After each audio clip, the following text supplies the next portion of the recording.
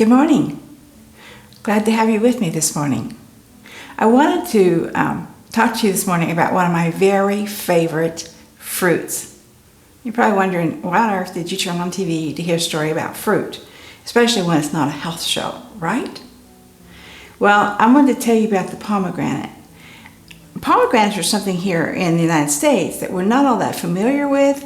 We've not seen them around that much. I see them more in the last decade than I have in previous years, but they're a biblical fruit and they are wonderful. And so that's what I wanted to share with you this morning, is my love of the pomegranate, as well as how much I think God loves it. So this morning we're going to talk about what God thinks of the pomegranate. It's not only one of the most beautiful of the fruits in Israel, it is, as I said, it's a biblical fruit. It's one of the 7 species. You know, God set out 7 species that were to be really wonderful, and the pomegranate is one of them. And I think He did that because He really did want us to partake of it, but for some reason we've missed that part. So before I get started here, I'm going to show you this picture. Now this is a picture of a pomegranate that's on a calendar that a friend of mine put together. The calendar is a Hebraic calendar. And I just think the pomegranates are so beautiful, and so do most of my friends, that we kind of have gone pomegranate nuts. You know, we like them very much.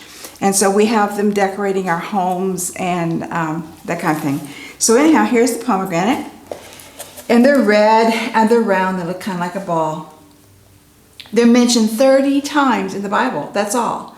So you would say, well, why am I making such a big deal out of this fruit if it's only mentioned 30 times? Well, if you consider the fact that it is a fruit and it's mentioned 30 times, then maybe God had something He wanted us to learn from it.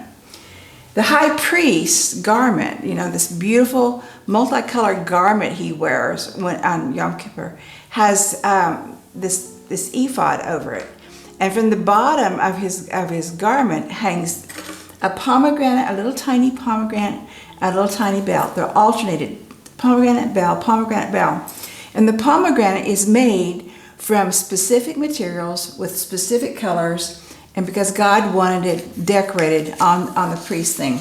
Exodus 39 tells us about that. And I wanted to look at that this morning. It says, they made pomegranates of blue and purple and scarlet material and twisted linen on the hem of the robe. They also made bells of pure gold and put the bells between the pomegranates all around on the hem of the robe, alternating a bell on the pomegranate all around on the hem of the robe for the service, just as the Lord had commanded Moses. You know, recently in one of the archaeological digs in the city of David, they have discovered one of the tiny, tiny gold bells that was they believe was on the bottom of the priestly garment. So, we've talked about the fact that God loves color. If He didn't love color, He would have created a black and white world. But He loves color. He loves the brilliance and all this stuff. You know, think about the rainbow, the colors in that. Think about the flowers and the trees and the sky, all the beauty He created. And I think when He created the pomegranate with the vibrant red, it was for us to really understand that this is something significant. When He designed the interior artifacts for the tabernacle in the wilderness, He was specific about the color, the design, the way the fabric was to be woven. Everything about that tabernacle was specified by God to Moses on that mountain and the desert. And He was very, very significant with him. He did the same with the robes of the priest. He was very specific not only about the design, but with the fabric and how it was to be made, and the times that each of the garments were to be made. The instructions of the ephod, you know, that's the apron-like event thing, and then the gorgeous breastplate of the high priest. Have you ever seen a picture of that? I have some at my home. They're just gorgeous. And of course now Israel has an organization that has called I think it's called the Temple Faithful. Anyhow, they have gone back, they've studied the Word, and they've learned how to recreate these items. So when God is specific about something, perhaps you and I, should pay attention to the specificity of it and say, well, why is He so pointed on this? What is He telling us here? Is there something hidden? And in that vein, I wanted to talk to you about how the pomegranate grows. I know it's not an agriculture show, but let me tell you something. they grow on trees. And the trees, they, depending on how they're pruned, but they can be like bushy or they can be like a tree. And they have gorgeous blooms on them that are yellow, anywhere from yellow to red. And they're beautiful. It's fun to watch them. And when the bloom starts out, it looks like a little tiny trumpet. And the bloom actually becomes the crown of the pomegranate. So several years ago when my husband passed away, we put the 7 species, had that woven in this spray for the casket. And when we did this 7 species, the one thing that was really significant for me was the pomegranate. So we did that, we had this service and all this stuff, and then I went back a day or so later and harvested one of the pomegranates from the spray. I brought it home and we opened it and took the seeds out. We laid the seeds out on a paper towel to dry, and once they were dry enough, then my granddaughter, who was 8 years old at the time, and I planted them. We planted them in those little 2-ounce cups, you know, like you rinse your mouth with, and just to see what would happen. And sure enough, we had little pomegranate seedlings pop up. And I babied them for a long time. I think it was 2 years before I actually put them outside into the earth. And that's because I live in Oklahoma and I wasn't sure about the climate. So when I planted them on the south side of my house where they would be protected from the north wind. And I put them right out my bedroom window so I could watch them grow. And it's just beautiful, and I love it. Now, the first year that they actually bloomed, I had 13 little blooms on them, and I was so excited. Guess how many pomegranates I got that year? None. For you see, the insects liked those blooms, and they ate them. Now, those insects, I really can't quite understand why God created them, but He did, so I have to deal with it. The way I deal with it, spray. I spray those little suckers. And they're not going to get my pomegranates anymore. So anyhow, now that we've had the plant out there, it grows. Every year I think, oh my gosh, it's dying, and I get panicky, and we go out there and we hug. Well, we don't really hug a tree. Don't do that. But we go out there and we water it, and we fertilize it, and we try to take really good care of it because it's special. It's special because it came from David's casket spray, but it's also special because it is the pomegranate, and I have such an appreciation of pomegranates. Now, you know, when Joshua and Caleb, they were 2 of the 12 spies that Moses sent out to spy out the land.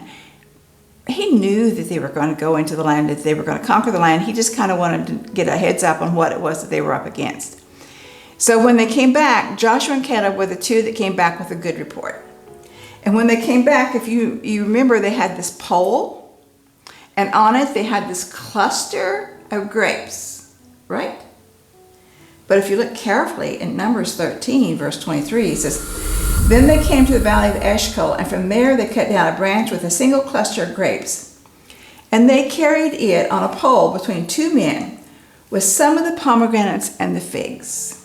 That place was called the valley of Eshcol because of the cluster which our sons of Israel cut down from there." Why is it that we focus on the grapes and we overlook the pomegranates and the figs? They're healthy. The pomegranates are probably one of the healthiest fruits there is, and yet we focus on the grapes. Now, I love grapes, don't get me wrong, and I particularly like these new seedless grapes that they came out with a generation ago. I love those, and we go through a lot of grapes at my house. We have figs, but I'll tell you what, American figs, don't do it. Israeli figs, oh my gosh. The first time David and I had figs, fresh figs in Israel, we had gone to a friend's house. They were an older couple, quite a lot older, and we'd gone down there. He was going to take us on a tour of his village and then take us into Hebron. And when we get there, his little wife is out on a ladder. I mean, the lady's like 80 years old. She's out on a ladder harvesting figs for us. And I'm thinking, oh great, figs. All I knew was fig Newtons and those little dried flat things that you get at the store, figs. I don't like figs. So what am I going to do? Here's this 80-year-old lady up here on this ladder harvesting figs for us, her guests. So what does the guest do? You be polite. You eat a fig. And then you eat 12 more. Because they were so good. They were beyond good. They were like the sweetest, most pleasant candy you can imagine. And they just, oh gosh, they were good. So anyhow, I learned to love figs in Israel. I learned to love dates in Israel, the kind that you eat, not the kind that you go out on. I love dates. I love the figs. But I love the pomegranate. And the pomegranate, as I said, it was so healthy for you. Now, it helps oxidation in your body. Oxidation. I didn't know what oxidation was. So I had to look it up. You're going to be so impressed. Oxidation is what keeps the cells from the body being damaged by strange things. So the pomegranate is really good to help you with oxidation. Forget that. Just eat them. They're good, okay? And it's all the science stuff, so much for that. Now, I'm sure if you watch any secular TV at all, I am sure that you have seen the commercial for POM, P-O-M, which stands for pomegranate. And this guy is standing with this pretty little curvy red bottle, and he's going to drink it. And in comes this red, ghost-like, transparent thing that is pomegranate juice in form, I guess. And he whacks out the top of the bottle so the guy can drink it. And it's just to get that message through to us, the consumer, that the pomegranate juice is good for you, and if you drink it, you'll be protected from bug disease, that kind of stuff. I don't know. Just drink it. Eat them. It's good. You'll love them. So, the Hebrew word for pomegranate is rimon, R-I-M-O-N, rimon. It's all over Israel. It's on some of the hotels. It's on some of the street signs, you know, in English, as well as Hebrew, as well as Russian. It's around, so every time I see the name rimon on something, I am very pleased because I understand it's pomegranate. It's the Hebrew word for pomegranate. And so I'm always excited when I see that because I think, oh yeah, they like them too. In Jewish tradition, the pomegranate has 613 seeds. Now, I brought these with me today. Now, okay guys, these are ornaments. This is not what a pomegranate looks like, really. It's an ornament. Friends know that I love pomegranates, and so they give me ornaments. And I hang them on my silk tree in my living room all year round. I don't have a Christmas tree. I use a silk tree. So here is the shape of a pomegranate, but it would be red, really red. And inside, sometimes they just burst open. And those are so gorgeous. And in here are the seeds. There's 613 seeds in there. And you probably say, well, why are you getting excited about that? Well, for a lot of reasons. Because, you know, see, this is indicative of the seeds in there. And here on the top is what they call the crown. And this one I think is pretty, it's that brilliant, brilliant red of the pomegranate. And if you look carefully, you can see it has little spines on it. Spines like, you know, if you look at your spine on your body, it kind of sticks out a little bit if you're skinny. My back hasn't seen my spine for a long time, but sticks out a little bit. So if you want to prepare this pomegranate, you slice down here on these spines with a knife. And you come across here and you go from like, almost like you were making a little arched circle. And that lifts right up. And if you've cut down here on the spine, cut through the hard surface, then you can open it up and then you can just pop it out. Now, let me tell you about the first time I did. I didn't know about that. So the first time I decided to fix a pomegranate was in Israel. And I just thought, well, okay, we're in Israel, do what the Israelis do. So I'm at the grocery store. I buy these gorgeous pomegranates. I bring them, I mean, they're big. They're like this big in Israel. Here, So I buy them, I bring them home, and I decorate with them. Real pomegranates. And I have a square vase, stands like this. I put pomegranates in that. You know, I just kind of put them around the house because they're beautiful. So I decided to use them for food, since that's what they were designed to be, was food. And so I didn't know how to do it. And I went into my kitchen. I'm gonna tell you, when you do this, you better be careful. So I had on a white top, mistake number one. I did put on an apron. I should have put on a plastic bag all over my body. A garbage bag would have done, just cut a hole. And I began trying to get those seeds out of there. And I honestly didn't know how to do it. So I was taking a spoon and I'm going in like this, digging the seeds out. And when I dig those seeds out, each seed is encompassed in like a sack, if you will, of the pomegranate juice. Well, pomegranate juice sprays all over the house. I had pomegranate juice on my ceiling, on my cabinetry, all over me. Even my face looked like I had chicken pox everywhere. Well, I got it all cleaned up. It wasn't easy to do. Got all the juice out, and I thought, it's got to be an easier way. So in my brilliance, the next time I fixed the pomegranate, I outsmarted the pomegranate.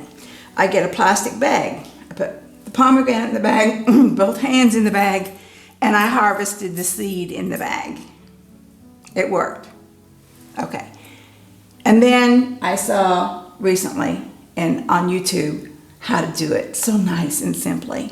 I thought, gee, I didn't know how to do this. So anyhow, I fixed this wonderful meal. I've just fixed chicken without any flour or anything on it. It's like low-calorie chicken, which my husband doesn't like. But he likes it when I fix it because I did it in olive oil and just kind of low-cooked it on top so it stays white, chicken breast, so it stays white. Put that on a beautiful white platter and then sprinkle pomegranate seeds all over it. Well, we had guests for dinner that night, Israeli guests, and you know what?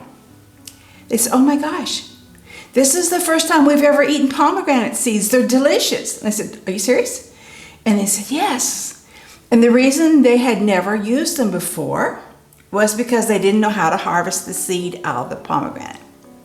So I felt like I was Margie Pesdrich Stewart reinvented or something, I don't know.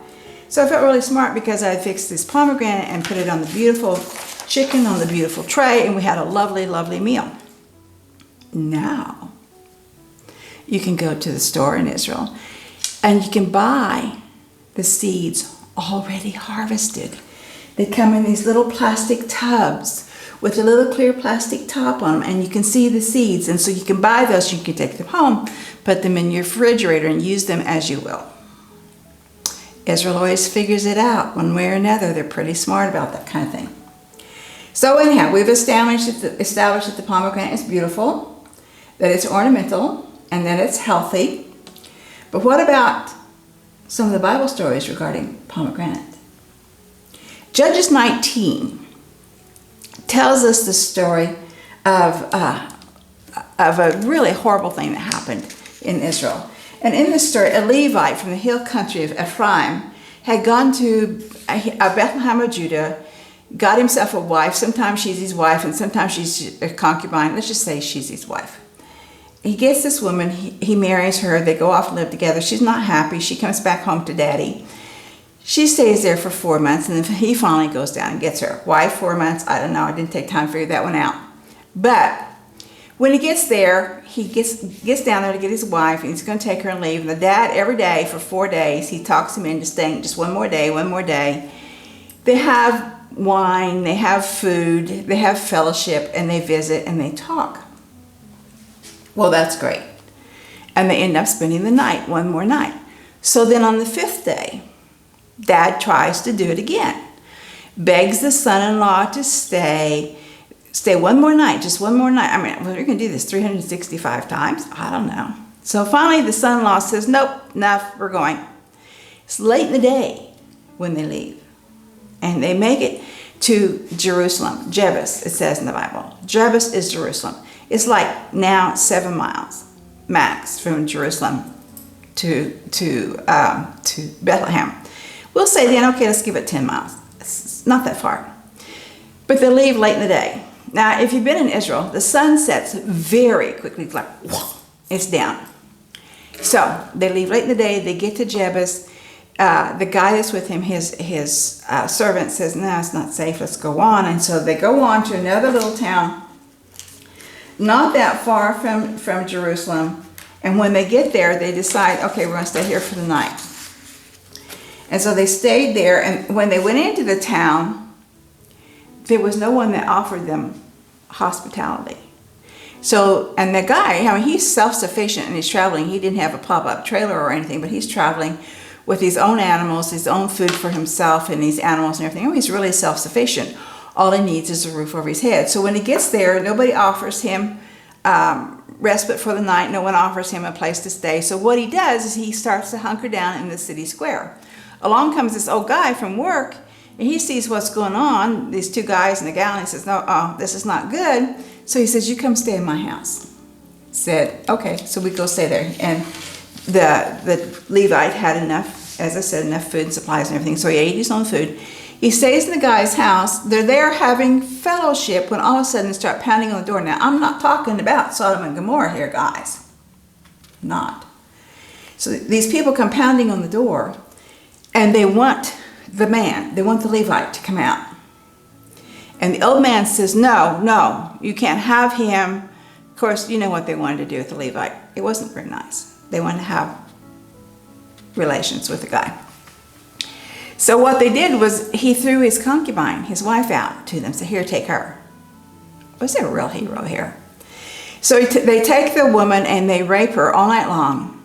And just before dawn, she gets back to the house and she lays on the threshold, the doorstep of the house, and dies with her hands on the threshold of the house. Sad story. So what happens then? The Levite's ready to go on back to Ephraim. He comes out of the house, and there is his wife, dead, on the threshold. So he says, get up, come on, let's go. Well, she didn't get up. He finally figures out, hey, she's dead, they killed her. So he picks her up, and he puts her on the donkey, and off they go. Now this is the Levite. Okay, so they get back to Ephraim, and he takes her and he carves her body up into 12 parts. I know, it seems like true crime, doesn't it? Well, this is true. So he carves her body up into 12 parts, and then he sends those 12 parts throughout Israel. Now, I don't know how he sent it. You know, they didn't have UPS or FedEx or anything like that. But he sent the 12 parts of her body throughout Israel. And Israel is astounded. They cannot believe, number one, that this happened, and number two, that somebody has dared to chop up somebody's body and send them body parts. And so they get ready for war. They're just so angry over it. And so they go and say, what happened here? And so what happens is the Levite explains what all happened there, and then he says to them, what I want to do is I want to go to war. And all of Israel assembled, and they're going to go to war against Benjamin. Now, it was the tribe of Benjamin where they'd spent the night in the territory of Benjamin. And it was the tribe, some of the men of Benjamin who killed the woman. But it's the Levite who chops her up. Frankly, I don't know which is worse. So anyhow, he wants Israel to go to war against Benjamin. And so they do that. And they go to war, and they all but annihilate the tribe of Benjamin. Now remember, we're still in the book of Judges. We're talking about the 12 tribes. They've come into Israel. They've settled the land. They've not cleansed the land. Big mistake. So anyhow, what they're doing here is they're going to go to war. So the sons of Benjamin, 26,000 strong, gathered together to go to war against Israel. And Israel gathered together in front of the Lord and asked if they should go to war and who should lead them. And God said yes, and Judah, the tribe of Judah, should lead them into battle. Judah almost always goes first. It's a real interesting story. So they went to battle that day under God's direction, and 22,000 men from the combined tribes were killed. That's a bunch. And so that night when they come back, they cry and they weep before the Lord and say, what went wrong? Should we go back? And he says, yes, go back the next day. They go back the next day. Another, I believe, 18,000, I believe, are killed. And so they weep and they wail before God and say, what's the story here? You told us to go to war. What's happening here? And he said, go out again. And so the next day they went out. This time they set up a trap for Benjamin. And they looked like they were fleeing from Benjamin. And half of the tribes went off. And Benjamin comes out of the city and starts following them. The rest of the tribes come around behind them, and they make a trap, if you will, for Benjamin. And so they trap Benjamin They realize what's going on, and so they flee. When Benjamin flees, Israel goes after them, and it comes down to where most of them are annihilated. There were 600 men from Benjamin who went to Rimmon, and they stayed there for 4 months in Rimmon. Rimmon is pomegranate. Rimmon pomegranate has 613 seeds. What I think happened here was the total repentance of those men that were left behind. I think they totally repented. I believe that's what the mystery of the story is, that they have repented before God. They've come back to Torah. They've come back to righteousness. They're begging God for forgiveness. And so these guys get to live. Now, the tribes have all sworn that none of them will let their daughters marry anyone from Benjamin, because the tribe is they're so disgusted with all this. So what happens then, they get guilty. They become feeling really, really guilty about that. And so they get together, and they've made this oath, and they can't break the oath, so they decide they have to sidestep the oath. And what they do is they go around the oath by saying, okay, on this day when the women go out to dance, the Benjaminites can come and take them and marry them, and that will be how we will keep Benjamin alive. I'm out of time. I need to end the story here. So what I want to say to you is Shalom, Shalom, Yerushalayim. Pray for the peace of Jerusalem. And go get some pomegranates. They're amazing, they're wonderful, and they're beautiful. Oh yeah, I'm supposed to do a commercial. The commercial is, my 3rd book is out. It's called Valor. Can you see that? Valor. You can get it from me, or you can get it on Amazon.com. Buy the book, read the book, you'll love the story. It's about Abigail. God bless you. Shalom, Shalom, Yerushalayim. Pray for the peace of Jerusalem. Shalom, Shalom.